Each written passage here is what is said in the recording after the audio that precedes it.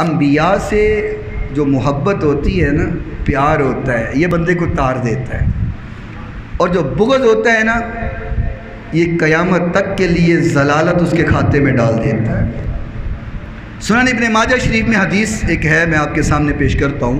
امی جان عائشہ صدیقہ رضی اللہ تعالی عنہا اس حدیث کی راوی ہیں۔ امی جان عائشہ صدیقہ رضی اللہ تعالی عنہا نے فرمایا قالت نقتل به هذه الاوزاغ، امی جان فرماتی ہیں لوگوں چھپکلی کو قتل کیا کرو، چھپکلی کو مارا کرو۔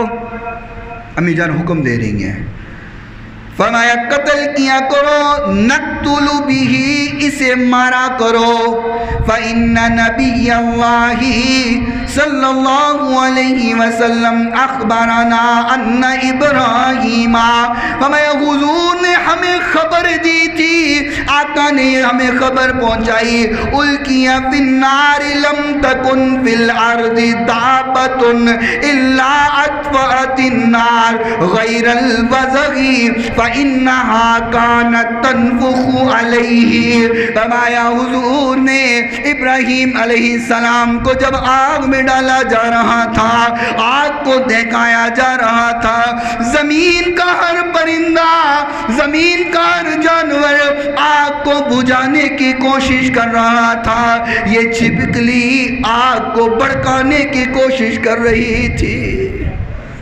اللہ، یہ حضرت ابراہیم سے دشمنی کر رہی تھی۔ میں نے تو پڑھا ہے کچھ پرندے نا دور دور سے چونچ میں پانی کے قطرے بھر بھر کے پھینک رہے تھے۔ پوچھنے والوں نے پوچھا کیا تمہارے قطروں سے آگ بجھ جائے گی؟ انہوں نے کہا بجھے نہ بجھے، چاہنے والوں میں نام تو آئے گا نا، محبت کرنے والوں میں نام تو آئے گا نا۔ حضور نے فرمایا زمین کا ہر جانور، ہر چرند پرند آگ کو بجھانے کی کوشش کر رہا تھا۔ وہاں ایک چھپکلی تھی جو پھونکے مار رہی تھی، آگ کو بھڑکا رہی تھی، آگ کو زیادہ کر رہی تھی۔ حضور نے فرمایا یہی وجہ ہے، فَأَمَرَ رسول اللہ صلی اللہ علیہ وسلم بِقَتْلِهِ، فرمایا حضور نے حکم دیا ہے چھپکلی کو مارا کرو، قتل کیا کرو۔ حضور نے فرمایا جو چھپکلی کو ایک ضرب میں مارے گا اس کو 100 نیکیوں کا ثواب مل جائے گا، 100 نیکیاں لکھ دی جائیں گی اس کے نامہ اعمال میں۔ جو پہلی ضرب میں مارے گا، فرمایا جو دوسری ضرب میں مارے گا اس کو ثواب تھوڑا سا کم ملے گا، جو تیسری ضرب میں مارے گا اس کا ثواب تھوڑا سا اور کم ہو جائے گا۔ لیکن امر رسول اللہ صلی اللہ علیہ وسلم، حضور نے حکم دیا ہے کہ چھپکلی جتھے لبے انہوں مار چھڑو، انہوں جین دا حق کوئی نہیں، کیونکہ اس نے ابراہیم علیہ السلام سے دشمنی کی ہے۔